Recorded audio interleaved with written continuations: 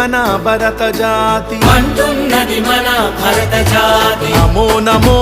నరేంద్ర మోదీ పలుకుతున్నది యువత నాడి ప్రధానిగా తమరే కావాలంటున్నది మన భరత జాతి గల్లీ ఢిల్లీ పల్లె పట్నం 100 కోట్ల గుండెలు పలికే నమో నమో నరేంద్ర మోదీ పలుకుతున్నది యువత నాడి ప్రధానిగా తమరే కావాలంటున్నది